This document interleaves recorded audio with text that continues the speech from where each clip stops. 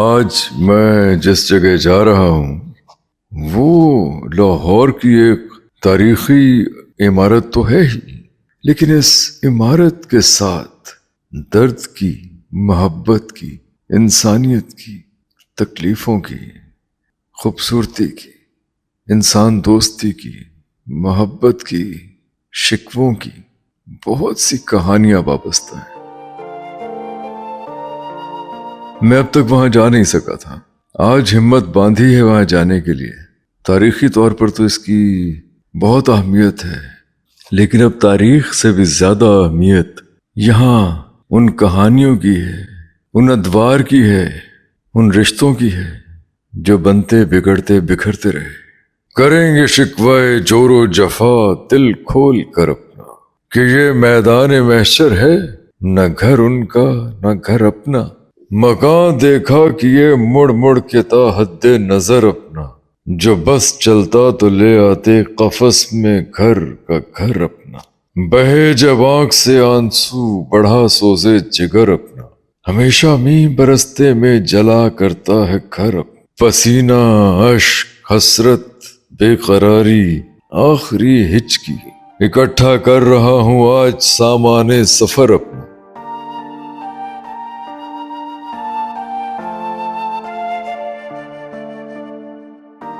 जरा असासी जगह से चले हाँ कि सानू तैयारी नहीं करनी चाहिए। तैयारी तैयारी तैयारी है। तैयारी क्या करनी है? सर मैं फाउंटेन ना हाउस है यार, वो आज से थोड़ी है, बड़े अरसे से है।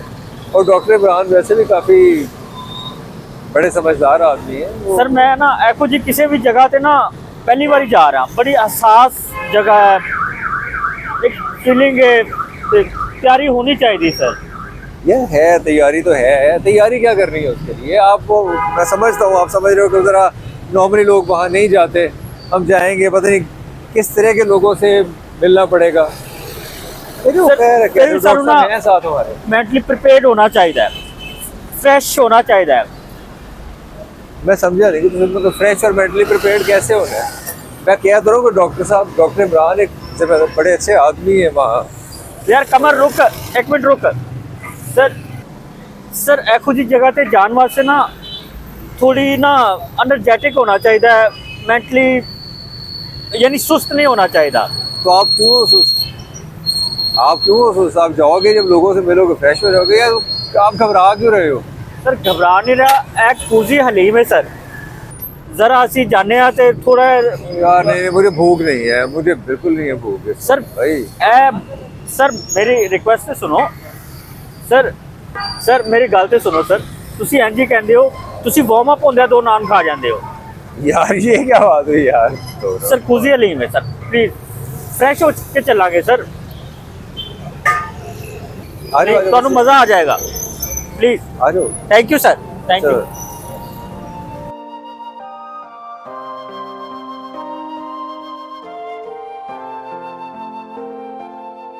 वो है भाई, आप लाए ही बनेगी गालिब, वाक़या सख्त है और जान अजीज। वो कहते हैं जी एनर्जेटिक भी होना चाहिए। जान तो पहले फाउंटेन हाउस, और ज़रा वेल प्रिपेयर्ड भी होना चाहिए, और वेल प्रिपेयर्ड होने के लिए कोजी लीव पे आए हुए हैं। देखिए क्या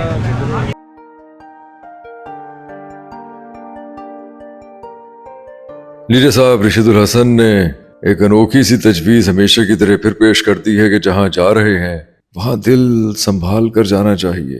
आंसू, अश्क, दिल, दर्द, नशस्ते दर्द, कुछ पता नहीं चलता वहां जाकर। खुद पे काबू रखना बहुत जरूरी है, और खुद पर काबू रखने के लिए जरूरी है कि कुछ खा लिया जाए।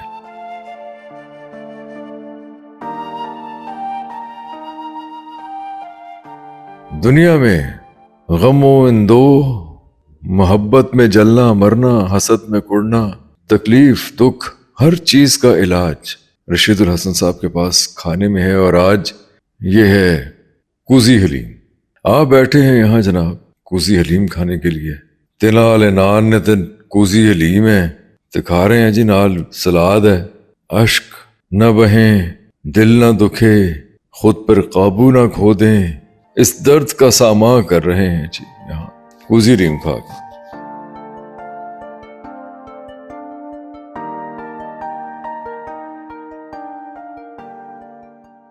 ਉਹਦੀ ਹਲੀਮ ਖਾਧੀ ਐਨੀ ਖਾਧੀ ਕਿ ਉਹ ਤੁਰਿਆ ਵੀ ਨਹੀਂ ਜਾ ਰਿਹਾ।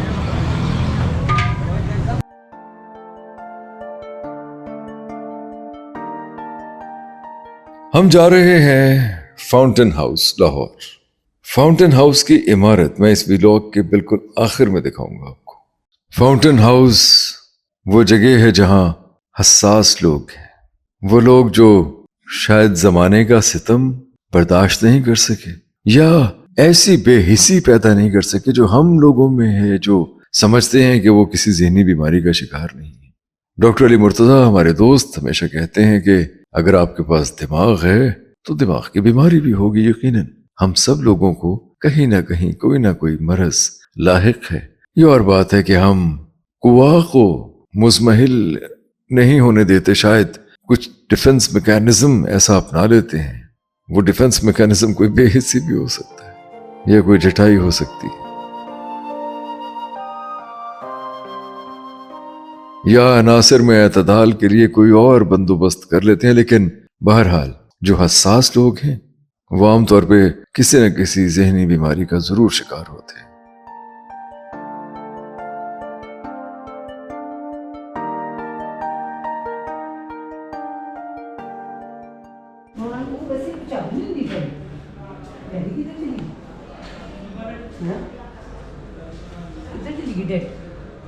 अच्छे मैं फ्राकी बनूँ ना वैसे तो भेज देना काशी की डैडी नहीं कर रही उनका ऑपरेट कर रहा है।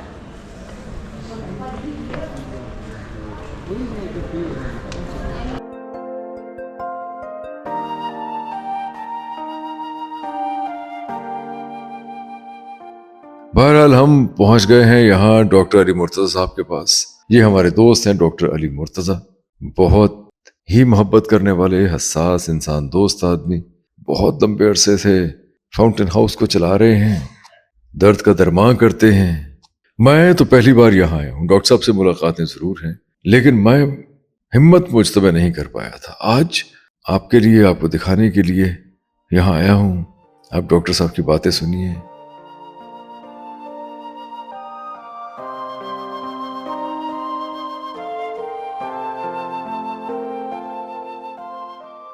अल्जाइमर्स बड़ी ही आम बीमारी है। मूजी तो है ही, खतरनाक तो शायद है ही, लेकिन ये एक आम बीमारी है और इससे निपटने का सबसे आसान तरीका मोहब्बत है। एहतियात ये है कि किसी का दिल न दुखे, खास तौर पे अल्जाइमर्स के शिकार मरीज का दिल न दुखे।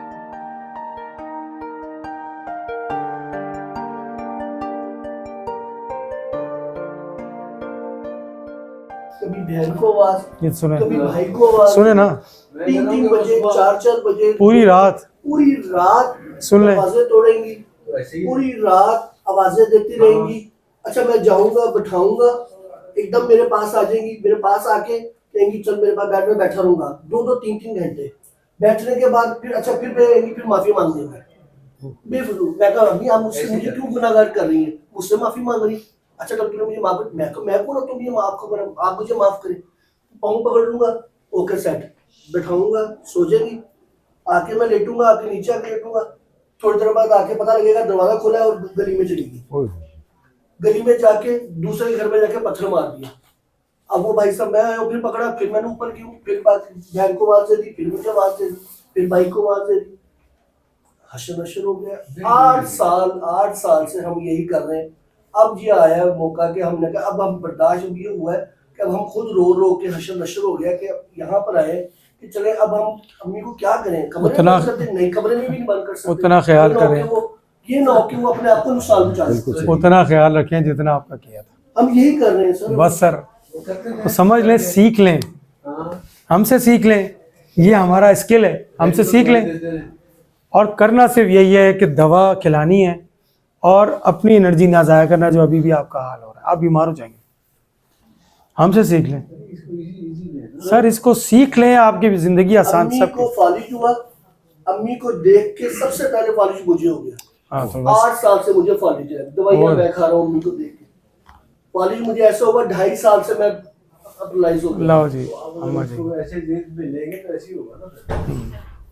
हम तो तुम्हें पता है मेरे ऊपर कितने मुकदमे हैं?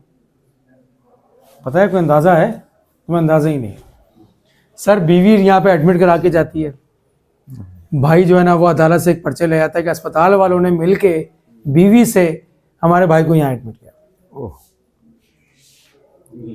और अब आप बताएंगे जो बेटे बैठे हुए हैं यहाँ पे, इससे ज़्यादा कहानी कोई सच्ची होगी? बिल्कुल सही। हैं? अगर ये यहाँ अपनी वालदा को एडमिट करा दें और इनकी बीवी यहाँ आके मुझे हमारे पर मुकदमा कर दे तो कितना मुश्किल काम है। बहुत मुश्किल। ये है कहानी साइकेट्री, ये एक अलग दुनिया है। इस दुनिया को समझने के लिए भाई थोड़ा सा टाइम निकाल लो, कोई 2 घंटे निकाल लो और सीख लो हमसे। दवा मैं दे दूंगा, तुम्हारी ये पैसे की टेंशन खत्म। नहीं सर, पैसे की तो कोई बात नहीं। और सर ये टेंशन, सब कुछ हाजिर है, जान और भी सर हाजिर ये टेंशन है, और ये जिंदगी भर जब तक वो जिंदा है आपको दवा खिलानी है उनको।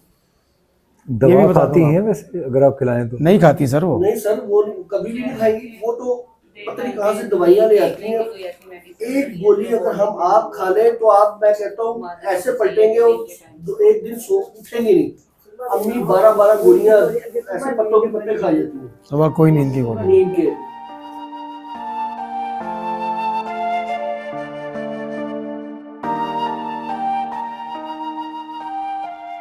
ये साहब हमारे दोस्त हैं।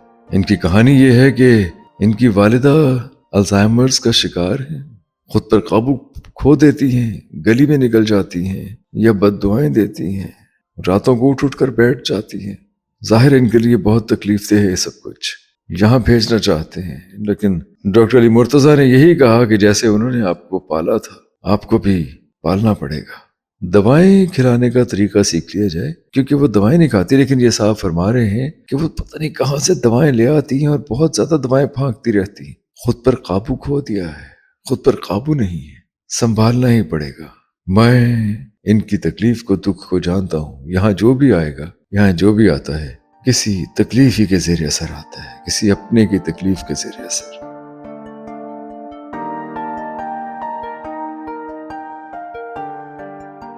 सर दवा खिलाएं, ये बीमारी का हिस्सा है, ये आपको समझ लेना चाहिए। वही माँ जो दुआएं देती थी आज बदुआएं दे रही है। भाई क्यों? नहीं, हमने तो कहा, हमने कहा माँ जी आप 2 बदुआ है, आपकी बदुआ हमें नहीं लगती। आप भी नहीं अरे यार उनको कोई पता चलना है, बहस करने वाली बात। और बहस नहीं करनी। सर अब ये बंदा बैठा था, ये कितनी दफा एडमिट हुआ है यहाँ पे, इसकी माँ ने कम से कम इसकी 6 शादियां कराई हैं। यही नहीं समझती कि वो बीमार है। वो कह रहा है मेरी शादी कर दो, शादी कर दो, फिर वह तलाक देनी है, तलाक दे दी। ओ यार यहाँ एडमिट हो रहा है, हम सिखाना चाहते हैं, नहीं मानते। सर दुनिया में इस वक्त 8 अरब की आबादी में से 2 अरब लोगों को ज़हनी बीमारियां हैं, चाहे वो अमेरिका में रहते हैं, चाहे वो पाकिस्तान में रहते हैं, चाहे लाहौर में रहते हैं, कराची में रहते हैं। इसका मतलब है कि 25% जो है ना वो पॉपुलेशन साइकेट्री के मर्ज में है जी। तो पाकिस्तान में 8 करोड़ लोग जो है ना वो बीमार हैं, और कुछ हज़ार बेड्स हैं पूरे 8 करोड़ लोगों के लिए। अगली बात मेरे भाई ये है कि दिमाग की बीमारी सिर्फ उस शख्स को हो सकती है जिसके पास दिमाग हो। तो इस कमरे में कौन है जो हाथ उठाए जिसको नहीं हो सकती? उठाएं जरा, ये इसका आंसर है।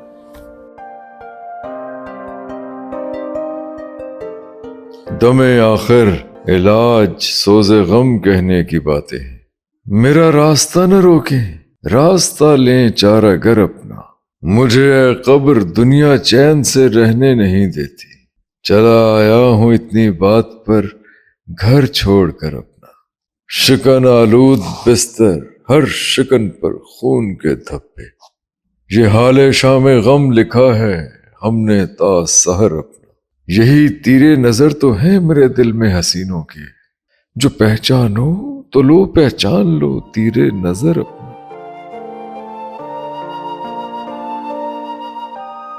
तो इस बीमारी को रोका भी जा सकता है, ये तो सारी दुनिया में। और ये बदकिस्मती है, वो खाली अल्जाइमर के मरीज़ के साथ नहीं है, सबसे बड़ी बदकिस्मती उसके रिश्तेदारों के साथ। ये वो दुख है कि जिसको वही समझ सकता है। ये मैं क्यों कह रहा हूँ आपको, जबकि आपने अपनी ज़िंदगी में अपने माँ बाप को बहुत शानदार ज़िंदगी गुजारते हुए देखा होता है, एक शानदार पोजीशन पे देखा होता है, और उनको इस हाल में देखना आसान काम नहीं। ये है वो दुख। और कोशिश करने के बाद भी उतनी ज़्यादा बेहतरी नहीं आती, क्योंकि पता ही कुछ नहीं है। अगर आपको पता हो जाए, आपको समझ आ जाए, तो फिर आपकी तकलीफ कम होती है। और मैंने साइकेट्री की मर्ज में, नशे की बीमारी में, स्पेशल बच्चों की बीमारी में, अल्जाइमर्स की बीमारी में जो सबसे ज़्यादा दुखी देखे हैं वो ख़ानदान वाले देखे। और ये वो ज़ख्म है कि जिनका रुख जो है वो जो अंदर बहते हैं, आप डिस्कस नहीं कर सकते किसी के साथ। डॉक्टर साहब, इसके प्रिकॉशनरी मेजर्स हैं क्या वैसे? देखिए, साइकेट्री का मर्ज, आप सारी इसको अगर आप मिनहाजुल कौम, हम इस बात को आप समझ लें आपके टीवी के प्रोग्राम के थ्रू, एक तो मेजॉरिटी बीमारियां जिस तरह दूसरी बीमारियां वो जीन्स से रिलेटेड है, ख़ानदानी और मोरसी। अच्छा, हम ख़ानदान को क्या समझते हैं? ख़ानदान हम समझते हैं माँ बाप। ओ भाई, माँ बाप नहीं ख़ानदान है। हज़ारों साल पहले जो आपकी नस्ल चली आ रही है वो जीन्स है, वो भी ख़ानदान है। इसको आसान लफ्ज़ों में समझ। एब्सोल्युटली। उनमें से कोई बीमारी आप में आ सकती है, तो ये 60% से ज़्यादा ये जीन्स से रिलेटेड है। फिर चारों तरफ का माहौल बड़ा अफेक्टेड होता है। कुछ लोग हसास होते हैं, कुछ लोगों के साथ कुछ ऐसे मसाइल हो जाते हैं, जैसे फैमिली कॉन्फ्लिक्ट्स हैं, जैसे और कोई बीमारियां हैं, जैसे बड़ी रहने वाली बीमारियां हैं, डायबिटीज़ है, हाइपरटेंशन है, ये बीमारियां होती हैं, दिल की बीमारियां हो जाती हैं। साथ साथ जो है वो जैसे जॉब का ख़त्म हो जाना, किसी का इंतकाल हो जाना, जी, किसी का रिश्तेदारों में पास के रिश्तेदारों का इंतकाल कर जाना, ट्रॉमा, डाइवोर्स का हो जाना, डाइवोर्स ट्रॉमा। अच्छा, वर्क प्लेस की स्ट्रेसेस हैं बेतहाशा। अब जैसे ये मीडिया में काम करने वाले लोग हैं, आसान है इनकी जिंदगी, नहीं, हर वक्त तकलीफ दे। डॉक्टर साहब बैठे हुए हैं, इनकी जिंदगी तकलीफ दे, हर वक्त पेशेंट्स उनके, जैसे मैं अपनी जिंदगी की मैं से रिलेट की कर रहा हूँ। ये वो कुछ मोटी मोटी चीजें हैं। फिर फैमिली लाइफ, आजकल जो नाशुक्रापन की बीमारी है ना, वो भी सर बहुत बड़ी फैल गई। हर वक्त का मिसाल कि तो उसके अब्बा ने ये किया, उसके अम्मा ने ये किया, उसकी बीवी ये करती है, ये वो चीज़ें। फिर हमारे पास, हम अच्छी कौम नहीं है, हम थैंकलेस लोग हैं। हम लोग जो हैं वो शुक्रगुजार नहीं हैं।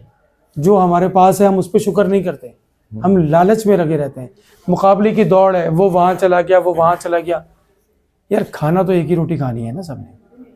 तो ये सारी चीज़ें जो हैं वो फिर हम जो हैं वो अपने मज़हब से भी दूर हैं। टेक्निकली तौर पे हम मज़हब से भी दूर हैं। अच्छा, एक जो मैं अलमिया समझता हूँ हमारे माशरे में जो सबसे बड़ा हुआ, डॉक्टर साहब मुझे सेकंड करेंगे, हमने अपने बुज़ुर्गों को ना ऑब्सोलीट कर दिया, उनको एक खुड्डे में लगा दिया। पहले खानखाई निज़ाम होता था, बुज़ुर्ग होते थे। आज भी जो लोग बुज़ुर्गों के साथ फैमिली मिल के रहती हैं, बहुत सारी चीज़ें आप शेयर कर सकते हैं उनसे। हमारे पास शेयर करने की जगह ख़त्म हो गई। तो भाई, वो जो दुख है, वो जो ज़ख्म है, वो किसको बताएं कि मुझे ये प्रॉब्लम है? वो जगह ही ख़त्म हो गई। हमने बुज़ुर्गों को कहा इनको आता कुछ नहीं, हमें सब कुछ आता है, क्योंकि हमारे पास ही मोबाइल फ़ोन है। दूसरे नंबर पे बुज़ुर्ग भी बेचारे इसी तरह के हो गए। अच्छा, वो जो बुज़ुर्ग होते थे जो खानखाओं में रहते थे, उनको हमने, या तो वो बुरे हो गए या हमें उनको छोड़ दिया। ये भी एक बहुत बड़ा मसला है हमारी जनरेशन के साथ। नतीजा ये है कि हम लोग उदास नस्लें हैं हमारी। आप जिससे थोड़ी देर बात करना शुरू करें वो रोना शुरू कर देते हैं। बिल्कुल ऐसे। और ये फाउंटेन हाउस एक ऐसी जगह है वाहिद जहाँ आप क्या खोल के बता सकते हैं कि भाई ये ज़ख्म यहाँ है और यहाँ रास्ता है। मैं बड़ा अप्रिशिएट करता हूँ एक कम्युनिटी को, और वो कम्युनिटी है क्रिश्चियन कम्युनिटी। अब मुझे एग्जैक्टली आइडिया नहीं कि वो कौन सा सेक्शन है कि जहाँ पे एक डब्बा होता है, उस डब्बे में एक बंदा खड़ा होता है, उनका पॉप होता है, उनका बड़ा होता है, वो कन्फेशन बॉक्स उसको कहते हैं। बाहर खड़े होकर सारी दिल की बातें सुना देते हैं। हमारे पास कौन सी जगह है भाई? आज ये जिस लहजे में ये बंदा बात कर रहा था, इतना इसका दिल टूटा हुआ है, बीमार है ये, तकलीफ है, कहाँ जाके बताए बिल्कुल कि मेरा ये मसला है। बिल्कुल सही। सर इस पे काम करने की जरूरत बिल्कुल है। और ये घर घर की कहानी है। मैंने तो बात ही खत्म कर दी 8 करोड़ की आबादी। ओ भाई, हर शख्स का मसला है और ये घर घर की कहानी है, क्योंकि जिसके पास दिमाग है उसको दिमाग की बीमारी हो सकती है। अब बचना कैसे है, क्वेश्चन ये है। तो आज जब आप फाउंटेन हाउस का राउंड लगाएंगे ना, उसके बाद हम इसमें बात कर लेंगे कि बचना कैसे है, क्योंकि आपको पता चले कि यहाँ पे डॉक्टर्स, इंजीनियर, प्रोफेसर्स ये सारे क्यों रहते हैं। हमने पाकिस्तान सर इसलिए नहीं बनाया था जो आपने पूरा पाकिस्तान, आपको कम से कम पंजाब आपने लोगों को दिखा दिया।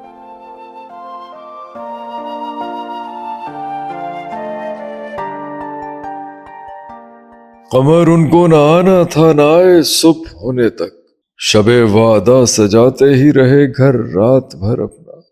जमी मुझसे मुनव्वर, आसमां रोशन मेरे दम से, खुदा के फजल से दोनों जगह कब्जा कमर अपना। बहे जब आंख से आंसू, बढ़ा सोजे जिगर अपना, हमेशा मींह बरसते में जला करता है घर अपना। मकान देखा कि ये मुड़ मुड़ के ताहद्दे नजर अपना, जो बस चलता तो ले आते कफस में घर का घर अपना।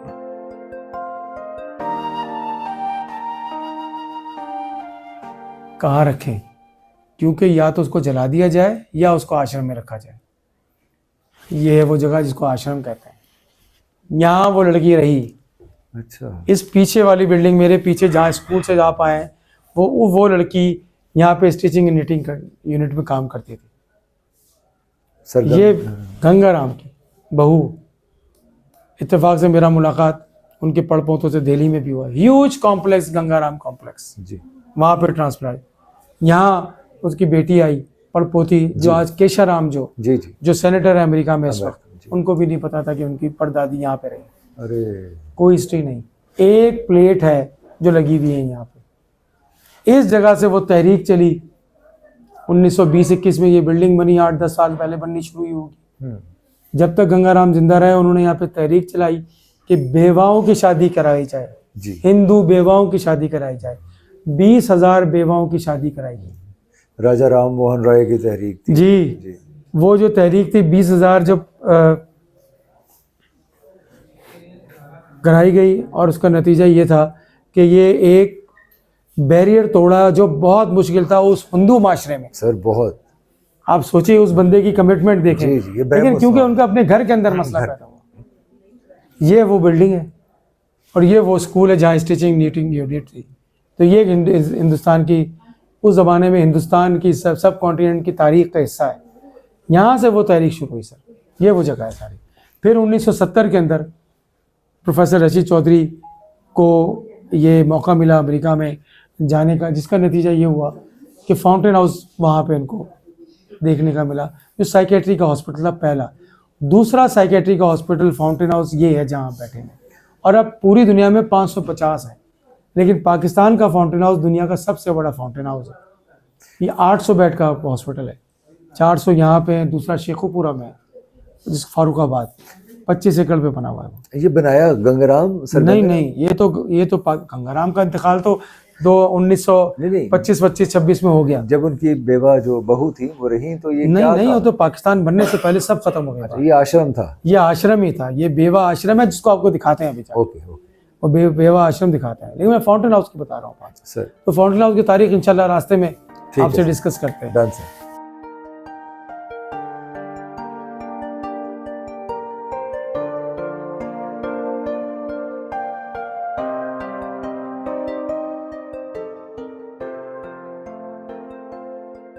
ये डॉक्टर सादिया हैं। डॉक्टर सादिया ऑटिज्म के शिकार, ऑटिज्म में मुब्तला बच्चों को डील करती हैं। ये हमें अपना एक डिपार्टमेंट दिखाने ले जा रही हैं। मैंने सोचा नहीं था कि फाउंटेन हाउस एक कितना बड़ा इदारा होगा। इसकी जो तारीखी अहमियत है वो भी डॉक्टर साहब ने वाजे कर दी। यानी कहानी ये है कि जनाब sir Gangaram, father of Lahore, उनके बड़े बेटे का इंतकाल हुआ। तो उस जमाने में हिंदुइज्म में या हिंदू समाज में खास तौर पे बेवाओं की शादी का कोई तसव्वुर नहीं था। उनके बाल मूंड दिए जाते थे, जैसे कि डॉक्टर साहब ने बताया अभी, और परेशान हाल रहती थी, वो सारी जिंदगी ऐसे ही जिंदा दरकोर हो जाया करती थी। उन खातीन के लिए जनाब गंगाराम साहब ने लाहौर में मुख्तलिफ जगहों पे कुछ आश्रम बनवाए थे। मॉल रोड का गंगाराम मैंशन भी ऐसी खातीन के लिए था, और यहाँ भी ये फाउंटेन हाउस तो बाद में डेवलप हुआ।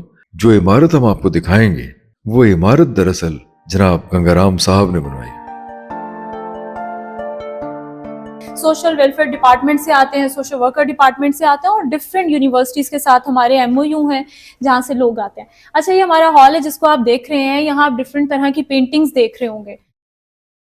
बेसिकली ये जो पेंटिंग्स हैं, ये पेंटिंग्स डॉक्टर अमजद साकिब की किताब 4 आदमी पे बनी है। अलहमरा में इस पे कंपटीशन करवाया गया था। थीम ये था 4 आदमी। 4 आदमी डॉक्टर अमजद साकिब की वो किताब है जो उन्होंने लिखी फाउंटेन हाउस की जर्नी पे, कि ये जर्नी कैसे स्टार्ट हुई, किसने ये बिल्डिंग दी, और फिर कैसे किसने ये ख्वाब देखा और वो ख्वाब कैसे पूरा हुआ, और फिर कैसे अभी लोग इसमें शामिल होते चले गए और लोगों की मदद कैसे की। तो इवन ये कंपटीशन था, पूरे पाकिस्तान से लोगों ने इसमें पार्टिसिपेट किया था। फर्स्ट प्राइज मिला, सेकंड, थर्ड, और ये वही सारी पेंटिंग्स हैं जो कहानी बता रही हैं 4 आदमी की। ये जो गाहे गाहे जो फाउंटेन हाउस डेवलप हुआ, उसमें जनाब डॉक्टर अमजद साकिब और बहुत से दूसरे लोगों का खून पसीना शामिल है, उनकी मोहब्बत शामिल है, उनका खुलूस शामिल है इंसानियत के लिए। जनाब गंगाराम साहब से लेके डॉक्टर अमजद साकिब साहब तक बहुत से लोग हैं। और जो एक दफ़ा बुला लिया जाता है ना, तो मतलब उसको दोबारा आना है। डॉक्टर अमजद साकिब इस पे हमेशा ये बात करते हैं कि जो एक बार फाउंटेन हाउस आ जाता है ना, वो दोबारा भी आता है। क्यों आता है? वो अपने दिल का कोई हिस्सा यहाँ छोड़ जाता है, तो उसको वो अपने दिल को ढूंढने के लिए वापस आता है यहाँ। तो एक दफ़ा जो आ जाता है वो बार बार आता है। तो फाउंटेन हाउस के बारे में ये ज़रूर है। बाकी ये मैं पेंटिंग्स के बारे में बात बता रही थी। पेंटिंग्स बेसिकली ये डॉक्टर अमजद साकिब की जो किताब है 4 आदमी, उसके थीम पे ये कंपटीशन करवाया गया था अलहमरा में, जिसमें पूरे पाकिस्तान से डिफरेंट आर्टिस्ट ने पार्टिसिपेट किया था, स्टूडेंट्स ने किया था, इवन हमारे मेंबर्स ने किया था, हमारे पेशेंट्स ने किया था जो इसमें काम करते हैं, कैलीग्राफी और आर्ट एंड ड्रामा में काम करते हैं, उन्होंने ये किया था। इसमें जो बेसिकली थीम है, वो थीम है 4 आदमी किताब का, जो डॉक्टर अमजद साकिब ने फाउंटेन हाउस पे लिखी, कि इसका किस तरह आइडिया आया, ये कैसे आइडिया जनरेट हुआ, फिर इसकी जर्नी कैसे हुई, इस जर्नी में कौन कौन शामिल हुआ। और वो 4 आदमी अगर मैं यहाँ दिखा पाऊँ, जैसे प्रोफेसर रशीद चौधरी हैं, इसमें जो है वो है सर गंगाराम है, फिर उसके बाद डॉक्टर अमजद साकिब खुद हैं, और फिर उसके साथ वो हैं जिन्होंने ये ज़मीन दी थी, मेराज खालिद। ये जो खातून है जी, ये सर गंगाराम की जो बेवा बहू थी, जिनसे ये शुरू हुआ, बिल्कुल जिनसे ये शुरू हुआ। बेसिकली ये जो मेन बिल्डिंग है ना, अभी आप देखेंगे ये जो रेड बिल्डिंग है, ये वो सर ने अभी आपको बताया होगा, ये विधवा आश्रम था। और ऐसा ही था, और अभी भी ये बिल्डिंग ऐसी है। अभी आप देखेंगे ना, ये बिल्डिंग बिल्कुल उस तरफ, ये बिल्डिंग अभी भी ऐसी ही है इधर। और जी बिल्कुल ये बिल्डिंग है, ये बिल्डिंग अभी भी इसी तरह है। और ये जिसने भी ये पेंटिंग बनाई है, उसने बताया है कि कैसे विधवा वहाँ जा रही हैं और कैसे वहाँ बच्चे जा रहे हैं, कैसे वहाँ पर डिफरेंट तरह की एक्टिविटीज स्टार्ट हुई, और वो जो 4 आदमी ऊपर हैं वो उन्होंने दिखाया है। ये बहुत ही खूबसूरत पेंटिंग्स हैं जो बनाई गई हैं फाउंटेन हाउस के लिए।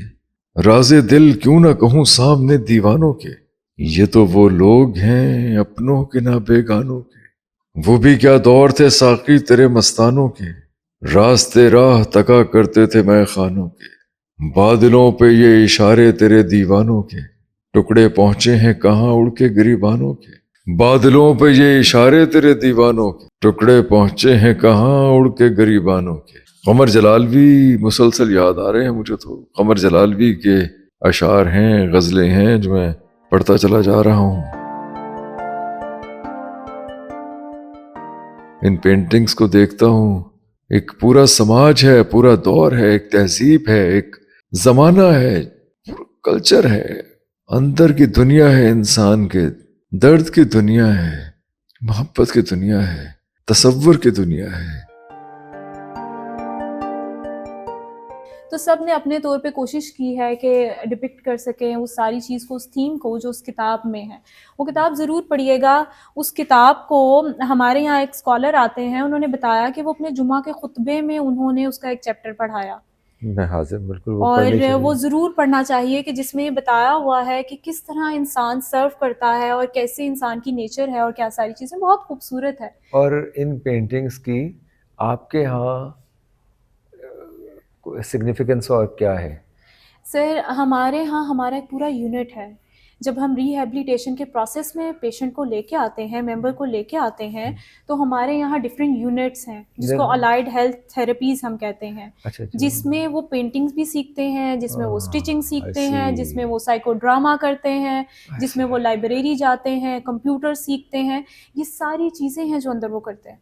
हमारे यहाँ पेशेंट बेड पे नहीं रहता। हमारे यहाँ पेशेंट जो है ना हमसे ज़्यादा बिजी है, उनको पता है सुबह 7 बजे से लेके शाम 7 बजे तक उसका क्या स्केड्यूल है और उसने कहाँ कहाँ जाना है और क्या क्या सर्विसेज लेनी है। अच्छा, मैं तो 2-4 मैंने पेशेंट्स देखे हैं डॉक्टर साहब की और आपकी बातें सुनी है, मेरे तो कमर में और शोल्डर में दर्द शुरू हो गया है। इसकी वजह क्या है? सर ये जो है ना, अभी मैं जैसे आपसे बात कर रही थी, ये वो दुनिया है जो डिफरेंट है ना, हम इस पे बात नहीं करते हैं। तो जब हम इस पे बात करते हैं, हम रियलिटीज़ देखते हैं, तो फिर हम रियलाइज़ करते हैं ये तो बिल्कुल डिफरेंट वर्ल्ड है जिसके बारे में मैंने सोचा भी नहीं था। और इंसान जो है, और ख़ास तौर पे वो लोग जो दर्द दिल रखते हैं, जब किसी का दर्द और पेन फील करते हैं तो ऐसे ही फील करते हैं।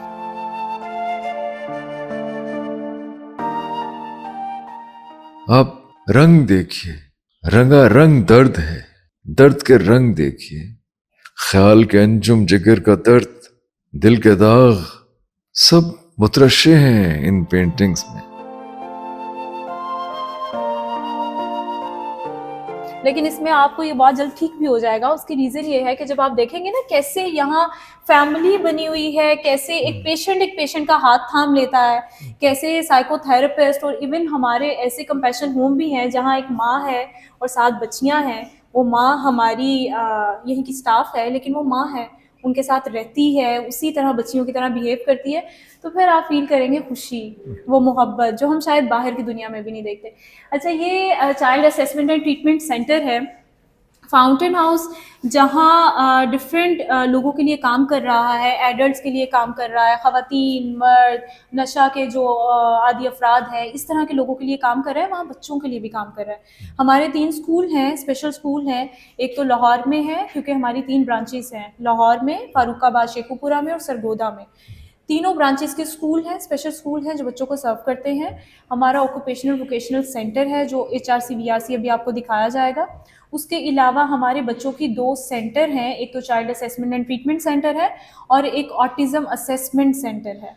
वो शिमला पहाड़ी के पास बिल्कुल डेविस रोड पे एक बहुत ही दर्द दिल रखने वाले शख्स सैयद इफ्तिखारुल हसन जैदी, उन्होंने बहुत खूबसूरत घर अपना डोनेट किया है बच्चों के लिए, जो हमने ऑटिज़म के लिए बनाया है, autism assessment and treatment centre.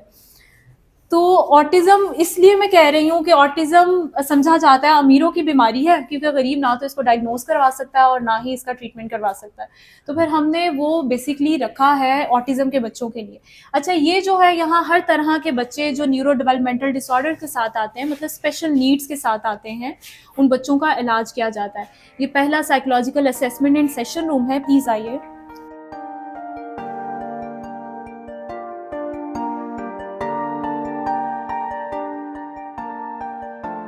Psychological assessment and treatment centre का ये फर्स्ट रूम है, जो साइकोलॉजिकल असेसमेंट रूम है। यहाँ बच्चे सर जब हमारे पास आते हैं, उनकी डिटेल साइको सोशल सारी हिस्ट्री के बाद उसको जो भी जिस तरह की भी सर्विसेज की ज़रूरत होती है, फर्स्टली यही उनको आइडेंटिफाई किया जाता है। इवन उसके बाद अकॉर्डिंग टू देयर नीड्स जो उनको ज़रूरत होती है असेसमेंट की। अच्छा, मैं असेसमेंट की जो बात कर रही हूँ ना, ये वो साइकोलॉजिकल टेस्ट हैं जो बच्चों की नफ्सियाती मसाइल को डायग्नोज करने के लिए ज़रूरी होते हैं। ये खून के टेस्ट नहीं हैं, लेकिन ये टेस्ट खून के टेस्ट से ज़्यादा इम्पॉर्टेंट भी हैं बच्चों के लिए और ये एक्सपेंसिव भी हैं। ये रूम मैं हमेशा ये कहती हूँ इसलिए इम्पॉर्टेंट है कि पाकिस्तान में क्या पूरी दुनिया में बहुत से बच्चे अनडायग्नोज्ड और अनट्रीटेड इसलिए रह जाते हैं क्योंकि वो असेसमेंट नहीं करवा सकते।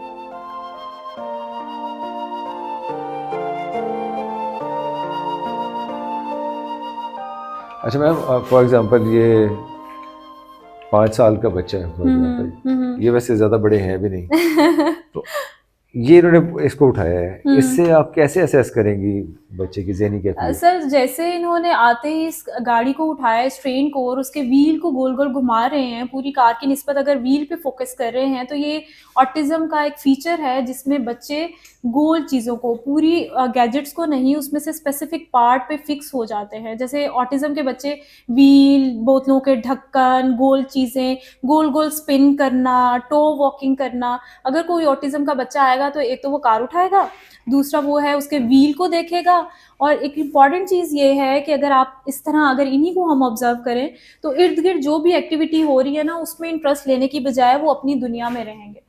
तो ऑटिज्म के बच्चों के लिए हम कहते हैं कि उनकी एक अपना अलग दुनिया है, वो हमारी दुनिया से कनेक्ट करने के लिए हमें बार बार थेरेपीज और उनकी असेसमेंट और ये सारी चीज़ें करनी पड़ती हैं। ओके, अब जब आप एक बार असेस कर लेती हैं कि बच्चा ऑटिज्म का शिकार है, तो उसे करेक्ट करने के लिए, मतलब अगर वो गोल घुमाता है और गोल चीज़ों को पसंद करता है और गोल ही रखता है, तो उसमें क्या प्रॉब्लम है? उसे करने दें।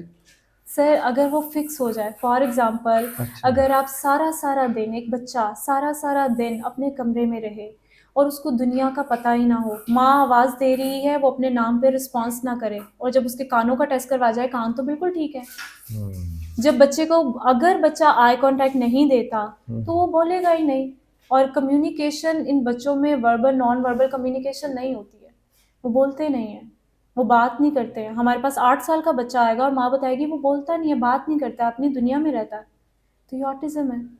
अच्छा, आप लोग फिर जब उसे ट्रीट करते हैं तो कितनी देर में वो बोलना शुरू करता है? सर ये डिपेंड करता है उसकी सेवेरिटी पे। ये ऐसा ही है कि जैसे स्टेजेस हम देखते हैं किसी की भी बीमारी के, या देखते हैं कि सेवेरिटी कितनी है। ऑन एवरेज क्या होता है? ऑन एवरेज ये है कि जैसे बच्चा जितनी जल्दी आप करवा लेंगे, जैसे कि दुनिया में स्टैंडर्डाइज ये है कि अगर 3 साल से पहले आप अर्ली इंटरवेंशन ले लेते हैं तो ज़्यादा प्रोग्नोसिस के चांसेस होते हैं कि बच्चा 3 साल से पहले उसमें तब्दीली जल्दी आएगी, वो जल्दी प्रोग्रेस करेगा और जल्दी चीज़ें सीख जाएगा, एज़ कम्पेयर टू कि जैसे आप लेट करते जाएंगे उतनी ही मुश्किल होगी।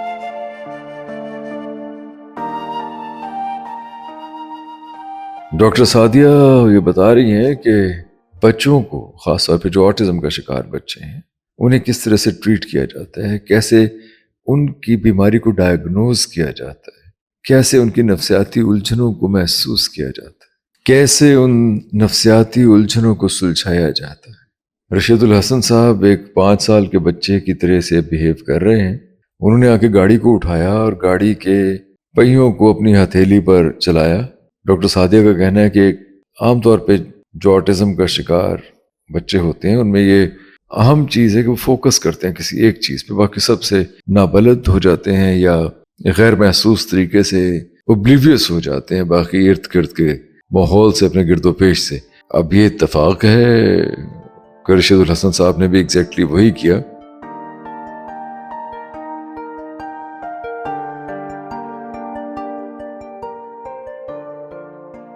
अच्छा, ये मैं बताना चाहूँगी, हमारा occupational and sensory therapy room है, हमारे बच्चों का सबसे फेवरेट रूम है, और आप आइए, थोड़ा डिफरेंट भी है। आपने देखा जैसे फर्स्ट रूम है वो थोड़ा डिफरेंट है, ये डिफरेंट है। यहाँ आप डिफरेंट तरह की चीज़ें देखेंगे।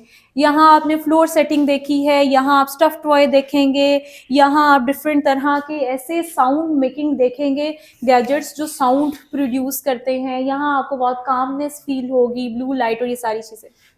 बेसिकली हमारे पास जो बच्चे स्पेशल नीड्स के साथ आते हैं, उन बच्चों की 5 सेंसेस जैसे सुनना, बोलना, चखना, टच, ये सारी चीज़ें इफ़ेक्टेड होती हैं। बहुत से बच्चे आप देखेंगे, अगर मैं ऑटिज्म या ADHD किसी भी बच्चे की बात करूं, बहुत से बच्चे आप देखेंगे कि वो जूता नहीं पहनते, नंगे पाँव सर्दी में घूमेंगे। जैसे वो कोई स्टफ़ नहीं पहन सकते, सर्दियों में भी वो जैकेट वेयर नहीं कर सकते, टोपी नहीं पहन सकते। ऑटिज्म के बच्चे अगर वो उससे हैं तो वो टेक्सचर, सारी ज़िंदगी लिक्विड पे रहेंगे, रोटी नहीं चबा सकते, कोई चीज़ को चबा के वो टेक्सचर फील नहीं कर सकते। ये सारे सेंसरी इश्यूज़ हैं जो बच्चों में होते हैं। लाइट, ये लाइट है ना, उनके लिए लाइट इतनी सूदिंग है कि वो आँख के पास लगा के देखेंगे, इतनी तेज़ लाइट। और कुछ बच्चे छोटी सी लाइट उनको चुभ जाएगी, कुछ बच्चे बजा बजा के टेबल सुनेंगे, उनके लिए बहुत सूदिंग है। कुछ बच्चे दूर कहीं छोटा सा भी आवाज, थोड़ी सी भी आवाज आई है ना, तो उनके लिए बहुत ज्यादा उनको इरिटेट करेगी। तो ये सेंसरी इश्यूज आप है। ऑब्जर्व कैसे करती हैं ये सब? हमारे सेंसरी एंड ऑक्यूपेशनल थेरेपिस्ट इसको देखते हैं, उनके लिए प्रॉपर असेसमेंट है जो वो ये पांचों सेंसेस को एवेल्युएट करते हैं कि कहाँ कहाँ कौन कौन से मसाइल आ रहे हैं, फिर उसके मुताबिक उनको हेल्प करते हैं। नहीं, हम करते हैं माँ से मार पड़ रही है, बच्चा सुनता नहीं है, बच्चा बजा बजा के चीजें कर रहा है, बच्चा फ्लैपिंग कर रहा है, क्लैपिंग किए जा रहा है, तो फिर डिफरेंट तरह के मसाजेस, बॉडी प्रेशर्स और इस तरह की डिफरेंट चीजें होती हैं जो उनको काम डाउन करती हैं।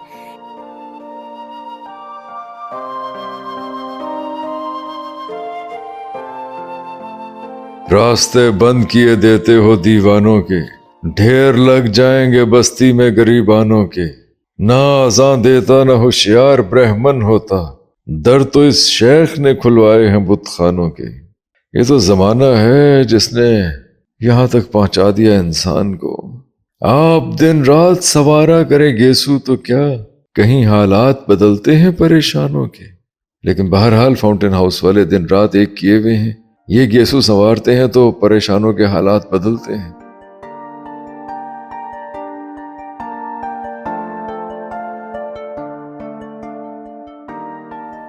All right, so this is Asim Ehsan and I'm a mental health practitioner। और यहाँ पे हमारा जो काम है बेसिकली, हमारे पास बच्चे आते हैं, जैसे मैम ने आपको पहले भी बताया कि ऑटिज़म के साथ बच्चे आ रहे होते हैं। सो सबसे पहली और बेसलाइन चीज़ जो हमारे पास बच्चों में इशू की तौर पे आ रही होती है वो उनके सेंसरी, दे आर ओवरवेल्म्ड, उनके ऊपर बर्डन होता है, सेंसरी बर्डन होता है। और जैसे कि हमारी 5 सेंसेस हैं, तो वो ऑडिटरी भी हो सकता है, वो विजुअल भी हो सकता है, वो ऑल्फैक्टरी भी हो सकता है, वो स्किन रिलेटेड भी हो सकता है। इस तरह के इश्यूज बच्चे, पेरेंट्स हमारे पास आके एड्रेस कर रहे होते हैं कि लाइट तेज़ है तो बच्चा डर रहा है, आवाज़ तेज़ है तो बच्चा घबरा रहा है, या बच्चा चीज़ों को पकड़ के बहुत ज़ोर ज़ोर से स्क्वीश कर रहा है, या वो चीज़ों को पकड़ के खुद को ज़रा सेंसरी तौर पे स्टिमुलेट कर रहा है। तो ऐसे बच्चे बहुत चिड़चिड़े हो जाते हैं, ऐसे बच्चे बहुत ज़्यादा जो है ज़िद करने लग जाते हैं। तो हमारे पास कुछ यहाँ पे गैजेट्स हैं, जैसे कि ये डीप कंप्रेशन ब्लैंकेट्स हैं। अब हम क्या करते हैं कि हम बच्चे को लिटा लेते हैं सीधे तरीके से। सबसे पहले आई विल शो यू, इस तरह ये हमारे पास एक ब्लैंकेट है, इसके अंदर डिफरेंट वेट्स आते हैं। जितना बच्चा बड़ा हो जाएगा इसका वेट उतना बढ़ता जाएगा। So it actually weighs 21 kgs, जो इसका मैक्सिमम वेट होता है हमारे पास, जो एक कंप्रेशन ब्लैंकेट आती है। लेकिन ये उस तरह के बच्चों के लिए होती है जो बहुत ज़्यादा मैनिक एपिसोड्स जिनको हो रहे होते हैं, जो बहुत ज़्यादा ज़िद वगैरह कर रहे होते हैं। So what we do basically, हम just give me a moment because we have some protocols for hygiene also, so we need to follow that. Yes, so although हम इस तरह से इस ब्लैंकेट को कर लेते हैं रैप, इस तरह से इसको बिछा लिया है। And now we ask the child, या हमारे पास अटेंडेंट होते हैं हमारे मिस्टर रिजवान, कि हम उस बच्चे को यहाँ पे एक एज पे लिटा देते हैं। I want you to come along, okay.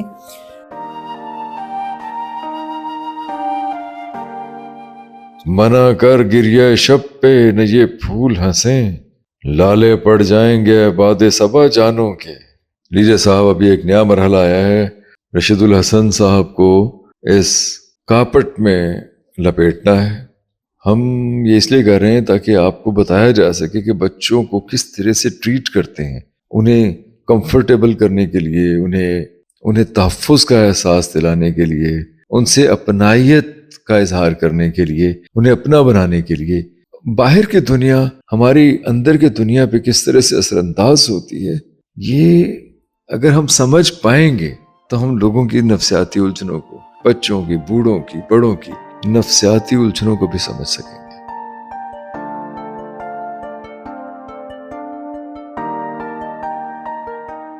और नो, नॉट लाइक दैट। आपको इस तरह से वर्टिकल वे में लेटना है, हॉरिजॉन्टली नहीं। नहीं नहीं नहीं, इस तरीके से वर्टिकली। सर आप इधर, आप अपना सर कुशन की साइड पे कर लें, आप कुशन की तरफ करें और अपनी लेग्स इस तरफ कर लें। यस, ठीक है। और बिल्कुल आप एज पे आ जाएं और आपको बिल्कुल सीधा लेटना है। जस्ट अ मोमेंट, सी, ठीक है। अब ये बिल्कुल सीधा लेट चुके हैं। अब हम क्या करेंगे कि हम बच्चे को बिल्कुल सीधा कर देंगे, बिल्कुल उसके हाथ भी और उसके पाँव भी। And what we do, Rizwan, I want you to come along. अब हम बच्चे को यहाँ से रोल बैग अगर आप साइड पे कर दें, it will definitely help us demonstrate it well. Yes, now आप बिल्कुल सीधे हो जाएं। Yes, on our countdown 1 2, आप रोल होने में हमारी मदद कीजिएगा, बिल्कुल सीधा। यस, 1 2, यस, हाथ बिल्कुल सीधे। एंड अब जितना बड़ा बच्चा होगा उतनी बड़ी ब्लैंकेट होगी। And on my count down 1 2 and 3 roll up, yes, like this. So now the kid is being rolled. अब बच्चे को जब हमने इसके अंदर रोल कर लिया है, हमने बच्चे को एक बहुत ही सोफिस्टिकेटेड एनवायरनमेंट प्रोवाइड कर दिया है। हमने बच्चे का स्किन सेंसरी इशू भी कम कर दिया है। यहाँ की लाइट्स हमने बिल्कुल डम कर दी होती हैं, तो क्या होता है कि यहाँ पे हमारे पास बच्चे को विजुअल कोई नहीं आ रहा होता है, साउंड बिल्कुल ख़त्म कर देते हैं, ऑडिटरी रिफ्लेक्सेस भी बच्चे के स्टेबल हो जाते हैं। उसके बाद the next thing is we pick the gym ball. Okay, हमें बेसिकली तो वेट देना होता है बच्चे को। ये वेटेड ब्लैंकेट्स हैं। हम बच्चे को इसी तरह पहले फ्रंट साइड से और बैक साइड से, अब जैसे बच्चा आप एक बार और टर्न करें एंड जस्ट टर्न अराउंड, ताकि आपकी बैक मेरे पास आ जाए।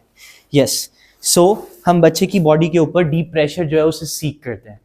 प्रेशर इतना होता है कि बच्चे को फील हो के मेरे ऊपर वजन है। So we'll keep on doing this for like 10 to 20 seconds at a single point, ताकि बच्चे के कोई वेस्टिबुलर इश्यूज हैं, बच्चे के कोई इस तरह के बॉडी के ग्रॉस मोटर के इश्यूज हैं जिसके अंदर बच्चे का दिमाग बच्चे के जिस्म के साथ कोलैबोरेट नहीं कर पा रहा है, हम इन सब चीज़ों को सॉर्ट करते हैं। After staying 20 minutes in this blanket, so minimum हमारा टाइम जो होता है it's 10 minutes, and then when it goes up it extendedly हम 20 minutes ऑफर करते हैं कि हम बच्चे को इतनी देर, जब बच्चा स्वेटिंग करने लग जाता है और पता चलता है कि बच्चा बिल्कुल सूद हो गया है, और मोस्ट ऑफ द टाइम बच्चे इसमें सो जाते हैं। तो यस, बच्चे मोस्ट ऑफ द टाइम जो क्या इससे असेस कर, ऋषिद आपकी फीलिंग क्या है? मुझे नींद आ रही है because it's hot in their, because हमने बच्चे को बिल्कुल ही एक आइसोलेटेड एनवायरनमेंट प्रोवाइड किया है। तो असेस क्या करते हैं जब बच्चे को नींद आ रही होती है, तो क्या दैट मीन्स कि उसका सेंसरी बर्डन खत्म हो रहा है, बच्चा ट्रिगर हो रहा है अपनी सेंसेस के थ्रू, विच आर 5 senses, जैसे कि मैंने आपको बताया कि बच्चे को लाइट से चुभन थी, मैंने लाइट खत्म कर दी। बच्चे को आवाज से चुभन थी, मैंने आवाज कम कर दी।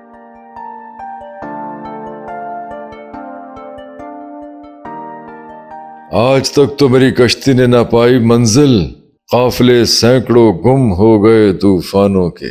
खाके सहरा पे लकीरें हैं, इन्हें फिर देखो, कहीं ये खत न हो लिखे हुए दीवानों के। देखिए चरख पे तारे भी हैं, क्या है तरतीब, जैसे बिखरे हुए टुकड़े मेरे पैमानों के। सर झुकाए हुए बैठे हैं जो काबे में कमर, ऐसे होते हैं निकाले हुए बुत खानों के। डॉक्टर सादिया ने बताया है कि यहाँ बच्चों को वक्ती तौर पे ठहराया जाता है, और ये बड़ी ही सेंसिटिव चीज़ है कि अगर किसी बच्चे को यहाँ ठहरा लिया जाए तो वापस घर जाकर, वापस अपने माहौल में जाकर, अपने स्कूल में जाकर उसके लिए जिंदगी तंग हो जाती है। लोग बातें करते हैं कि अब हॉस्पिटल में रह क्या है।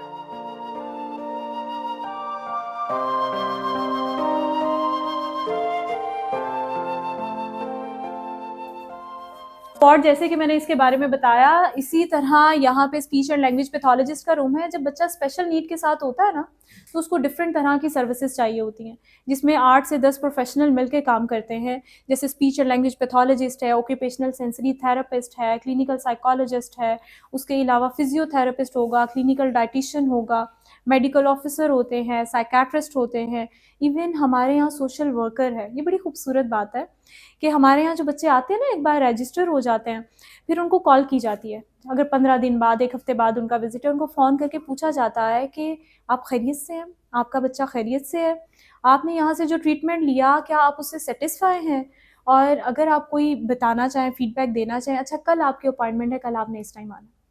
तो बहुत सी फैमिलीज़ को हमने इसलिए रोते हुए देखा, और जब वो आके यहाँ कहती हैं कि आपने इतनी इंपॉर्टेंस दी हमारे बच्चे को, तो ये एक बहुत बड़ी बात है। क्योंकि इस बीमारी के साथ जब बच्चे और उसकी फैमिली, एंजाइटी, डिप्रेशन कॉमन है केयर गिवर्स में। तो बच्चे इमोशनली आप लोगों के साथ अटैच भी होते हैं? बिल्कुल होते हैं।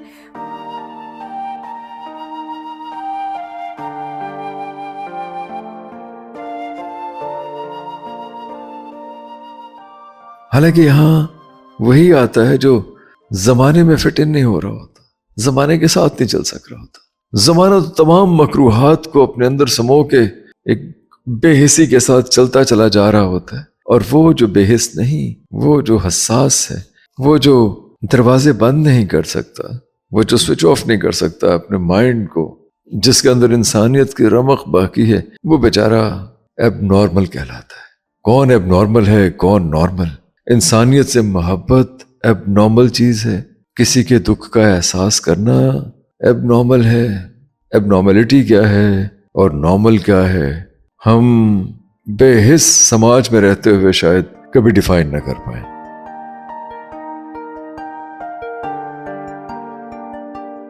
तो सर ऐसी भी स्टोरीज हैं, आज भी हमारे यहाँ यही सब किया जाता है। आज भी हमारे यहाँ बहू को ताना इसलिए दिया जाता है, उन पेरेंट्स को ये ताना दिया जाता है कि आपके गुनाहों की सजा है, अल्लाह से तौबा कर ले कि आपके यहाँ ऐसा बच्चा पैदा हुआ है। तो आज भी यही समझा जाता है। सर ये कंसल्टेंट रूम है।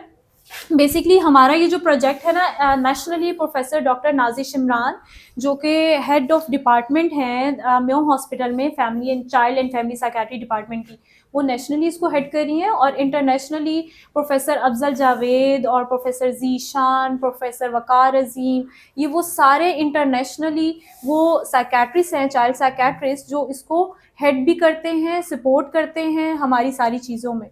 तो हमारे यहाँ एवरी मंथ म्यो हॉस्पिटल से कंसल्टेंट आते हैं जो हमें डिफ़िकल्ट केसेस में हेल्प करते हैं, और उसके अलावा हमारी रिसर्च में और बाकी सारी चीज़ों में हेल्प करते हैं। मैं बताना चाहूँगी कि ये वो डिपार्टमेंट है जिसकी ना तो अभी तक हमने कोई एडवर्टीज़मेंट की है, ना कहीं चलाया है। फिर भी अगर 2.5 ईयर की बात करूँ तो फर्स्ट ईयर में हमने तकरीबन 2000-2500 के करीब बच्चे देखे। सेकेंड ईयर में ये डबल हो गए, 4500। और अभी जो हैं हमारे जो अभी ये साल अभी दिसंबर में है, अभी जब इसकी रिपोर्ट हम देख रहे थे तो ये इससे कहीं ज़्यादा है हमारे सर्विसेज बेनिफिशरी, क्योंकि ज़रूरत इसकी बहुत ज़्यादा है।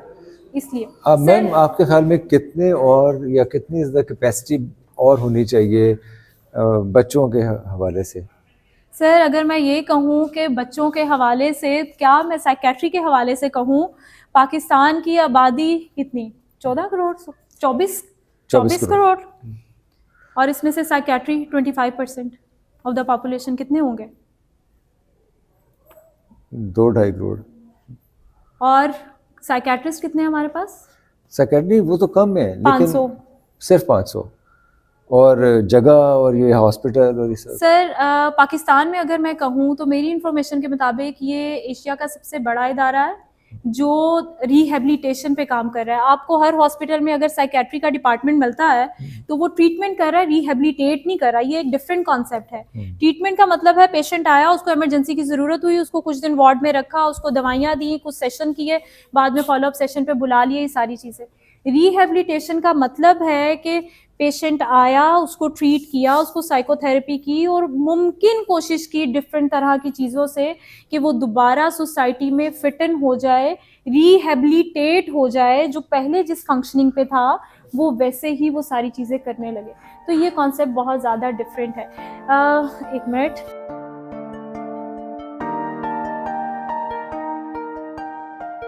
लेकिन बहरहाल यहाँ आना चाहिए सब लोगों को, फाउंटेन हाउस में अपना हिस्सा डालना चाहिए। अभी बहुत कुछ है दिखाने को। ये फाउंटेन हाउस दरअसल एक ऐसी जगह है जहाँ डॉक्टर अली मुर्तज़ा और बाकी लोगों ने एक घर का माहौल पैदा किया हुआ है। बड़ी खूबसूरत बात डॉक्टर साहब कहते हैं कि आप ये पहचान नहीं पाएंगे यहाँ फाउंटेन हाउस में चलते फिरते हुए कि मरीज कौन है, डॉक्टर कौन है, स्टाफ का मेंबर कौन है, और इलाज करवाने वाला कौन है, इलाज करने वाला कौन है, क्योंकि सब लोगों ने कुछ ड्यूटीज बांटी हुई हैं।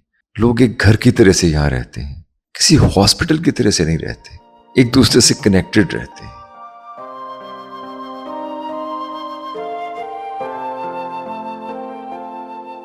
आज इत्तेफाक से मंगल का दिन है और मंगल के दिन यहाँ एक रिवायत है कि कोई 2 लोग 3 लोग मिलके सब लोगों के लिए खाना बनाते हैं। तो आज जहाँ एक खाना बना हुआ है, अब ये देखिए सितम शरीफी, रशीदुल हसन साहब ने मुझे ऐन फाउंटेन हाउस में आने से पहले कुजी हलीम खिला दी। आप गवाह हैं इस बात के। ये वो वक्त था कि हम इनके साथ बैठ के खाना खाते, ये वो वक्त था कि हम फाउंटेन हाउस में खाना खिलाते लोगों को, हम उनके साथ घुल मिल जाएं, हम उनके दर्द को महसूस करें, हम उनके काम की नौइयत को समझें, हम ये जाने कि कैसे जब कोई शख्स यहाँ आता है तो वो कितना बिगड़ चुका होता है, नीम हकीमों के पास जाकर और चिल्ले काटने वालों के पास जाकर किस हद तक बिगड़ चुका होता है कि यहाँ इलाज करना जुए शीर लाने के मुतरादिफ होता है।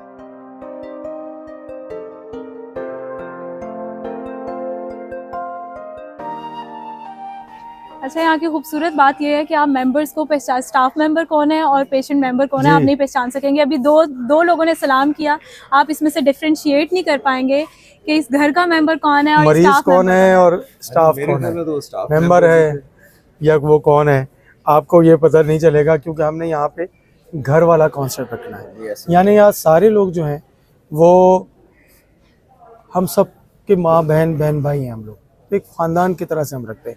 अच्छा, ये एक इवेंट मैं आपको दिखाना चाहता हूँ, ये हम हर मंगल वाले दिन करते हैं। ये इस इवेंट का जो खूबसूरती ये है, क्योंकि मंगल वाले दिन बहुत ज़्यादा पेशेंट आते हैं, 4-5 बज जाते हैं, तो हमारी ख्वाहिश ये रहती है, कि हम सब लोग एक जो सारी टीम काम करती है वो एक जगह बैठ के खाना खाएं।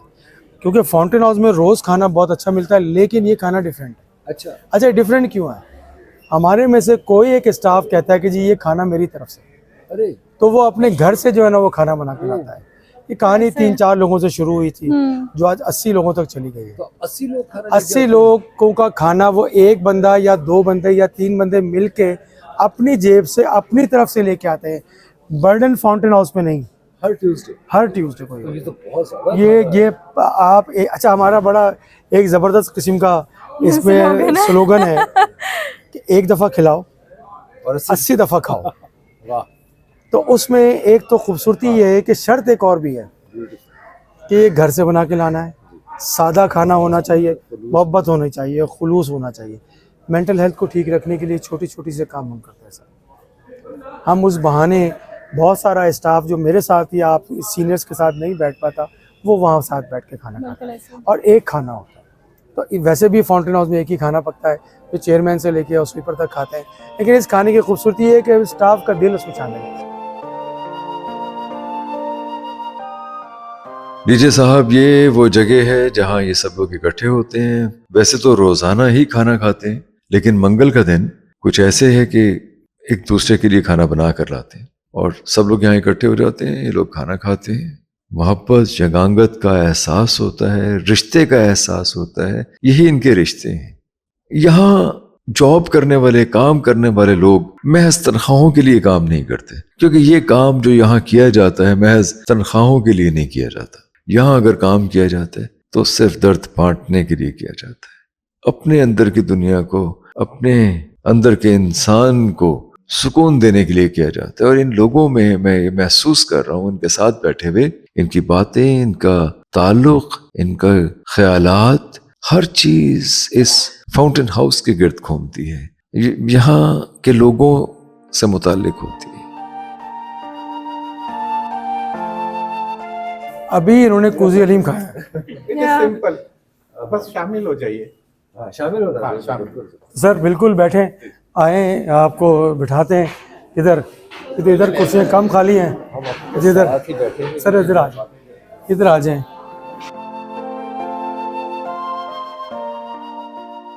ऐसा ही एक वाक़या हुआ था जब एक मरीज ने, क्योंकि वो स्किज़ोफ्रेनिया का मरीज है, वो डिप्रेशन का मरीज है, अल्जाइमर का मरीज है, उसे सारी दुनिया दुश्मन नजर आती है। उसे ये लगता है कि मेरे सामने जो शख्स बैठा हुआ है, जो मेरे सामने चल फिर रहा है, ये मुझे मारने के लिए तैयार है, मुझे मारना चाहता है। इस हद तक बिगड़े हुए केस यहाँ आते हैं और यहाँ आहिस्ता आहिस्ता वो एक बहाल करते हैं अपने हवास को।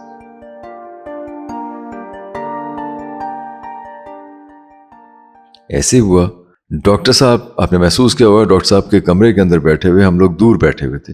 डॉक्टर साहब काफी दूर थे, हमारी कुर्सियां डॉक्टर साहब से दूर थीं। उसकी वजह यह कि एक बार एक मरीज ने उठकर डॉक्टर साहब का हाथ पकड़ लिया, बाजू मरोड़ा और इस हद तक मरोड़ा कि उनका कंधा तोड़ दिया। डॉक्टर अली मुर्तजा ने यह सब कुछ बर्दाश्त किया है। ये सब देखना बहुत मुश्किल है कि एक शख्स कपड़े उतार कर भागना शुरू कर देता है। उसे कुछ समझ नहीं है, उसे कुछ पता नहीं है वो क्या कर रहा है, कहाँ जा रहा है।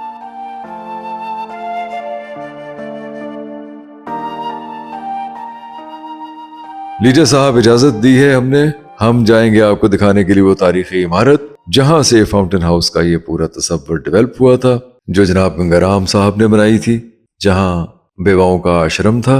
डॉक्टर साहब ने पाबंदी लगाई हुई है कि यहाँ कोई सिगरेट नहीं पी सकता, काले रंग की बोतल नहीं पी सकता, यानी सोडा वाटर। चाय अलबत्ता पी जा सकती है, लेकिन बहरहाल हमारे पास वक्त नहीं है। कहवे की आवाजें तो आ रही हैं कि कहवा पी के जाइएगा, लेकिन हम आगे चलते हैं।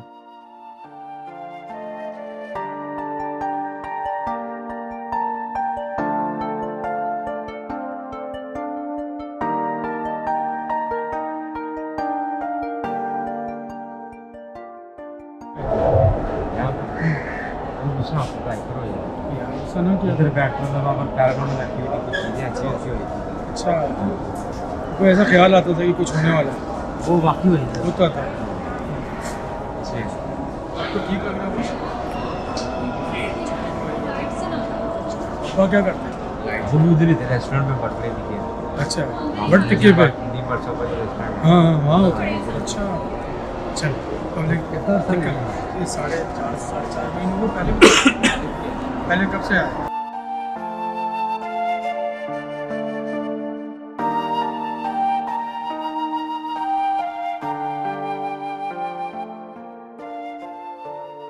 ये साहब गवाल मंडी के रहने वाले हैं। यहाँ पहले भी 2 बार आ चुके हैं, डॉक्टर साहब ने जैसे कि बताया, लेकिन फिर आए हैं। यहाँ कुछ तो है कि यहाँ आके इन्हें सुकून मिलता है। ये बाहर जाते हैं तो बाहर के सितम ज़रीफ़ी का मुकाबला नहीं कर पाते, फिर वापस आते हैं, फिर तंदुरुस्त होते हैं, फिर वापस जाते हैं।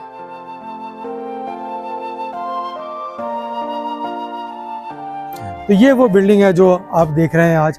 और 2005 में जब ज़लज़ला आया तो ये जो बिल्डिंग थी ये क्रैक हो गई थी।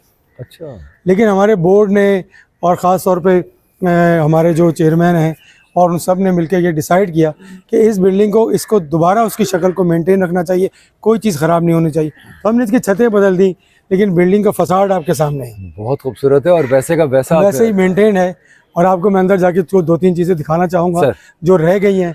और एक और आपको मैं बात बताऊँ, हमारे चेयरमैन जो अभी डॉक्टर मोहम्मद अमजद साकिब साहब हैं, उन्होंने ये डिसाइड किया और सारी टीम ने ये डिसाइड किया कि अब जो भी फाउंटेन हाउस बनेंगे उसकी शक्ल जो है ना वो इसी बिल्डिंग की सूरत में अरे होगी। वाह, ये तो बिल्डिंग इस वक्त 3 फाउंटेन हाउस और हैं, एक शेखोपुरा में, एक फारुखाबाद जिसे कहते हैं, दूसरा सरगोदा में है, और भी जो पाइपलाइन में सबकी डिज़ाइन जो है ना इसी से मिलती है। अच्छा, मैं आपको ये दिखाना चाहता हूँ कि ये देखें, ये जो दीवार है इसकी मोटाई कितनी है। इसकी 2 फुट 1.5 फुट, ये 1.5 से 2 फुट के दरमियान है। तो ये इसको मेंटेन करना बहुत मुश्किल था, क्योंकि ये बिल्डिंग अभी आपको वो पत्थर भी दिखाते हैं। तो फिर हमें मुख्तलिफ आर्किटेक्ट ने हमारी हेल्प की, और फिर एक अजीब बात उन्होंने कही, उन्होंने कहा जी दीवार को सांस लेने की जगह नहीं मिल रही जी। तो ये जो आप जालियाँ देख रहे हैं ये सांस ले रही है दीवार। अच्छा। ये 125 साल पुरानी बिल्डिंग है। अच्छा, दीवारों का सांस लेना ज़रूरी है, इस तरह इंसानों का सांस लेना ज़रूरी है। तो जब नाइंसाफ़ी का एलिमेंट होता है तो सांसें बंद हो जाती है।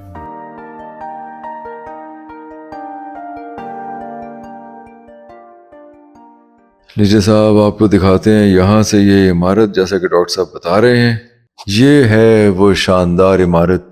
आप डॉक्टर साहब की ज़बानी सुनिए, वो ज़्यादा अच्छा एक्सप्लेन करेंगे कि ये इमारत क्या है, ये तख्तियाँ क्या हैं।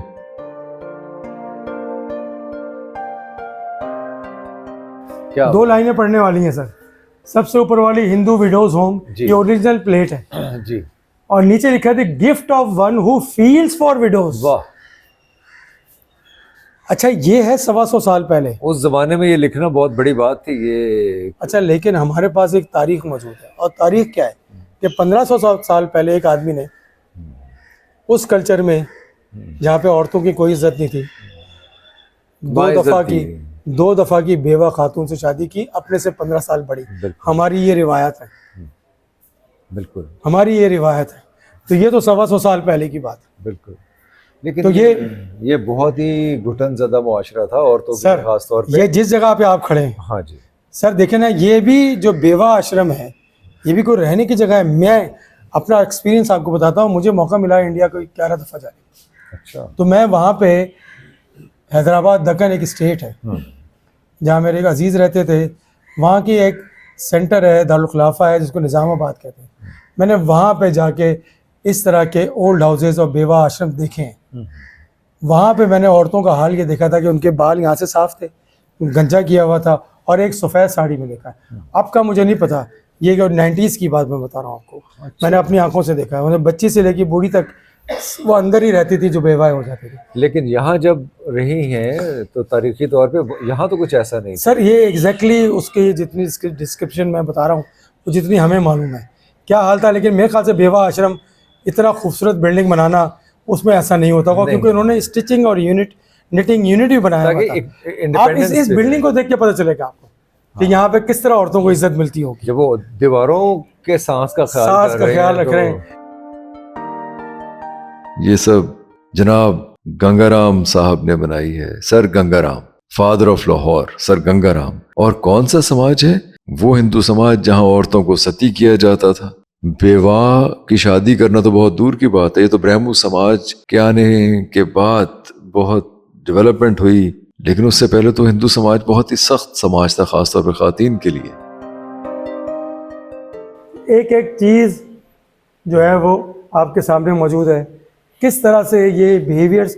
अच्छा, ये मरीज़ जो है सर, ये ऐसे मरीज़ हैं बास के, ये 20-20 साल 30-30 साल एक एक कमरे में बंद रहे हैं, कई तो कई महीने कुड़ू बैठे रहते थे। ये बीमारी का हिस्सा है। लेकिन लाहौर और इस जमीन की जो तारीख है उसके लिए एक बहुत बड़ा कदम था। हिंदू समाज में औरतों की सैंक्टिटी, बेवाओं की सैंक्टिटी, उनके लिए तहफ़्फ़ुज़ का न सिर्फ एहसास किया बल्कि तहफ़्फ़ुज़ के लिए ये आश्रम बनवाए।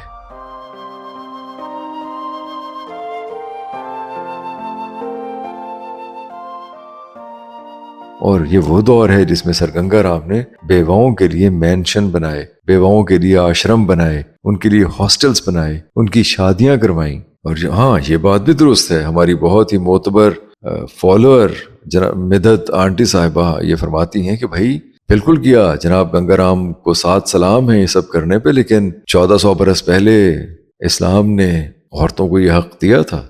हमारी रिवायतों में, हमारी नजरियाती रिवायतों में तो ये बहुत पुरानी तारीख है।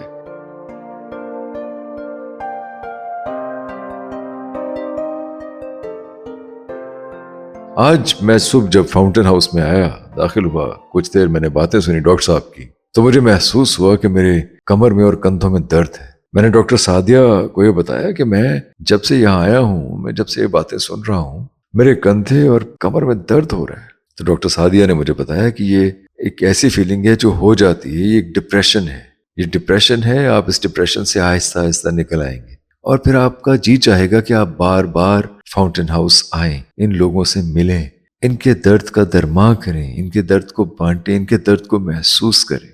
मेरे दर्द को जो ज़बां मिले, मुझे आप अपना निशान मिले, जैसे फैज साहब कहते हैं। डॉक्टर सादिया ने बिल्कुल ठीक कहा था। अब शाम हो गई है, मैं यहाँ आया, मैं बहुत बहुत रिलैक्स हुआ और मेरा जी चाहता है कि मैं बार बार यहाँ आऊँ। दुरुस्त कह रही थी वो।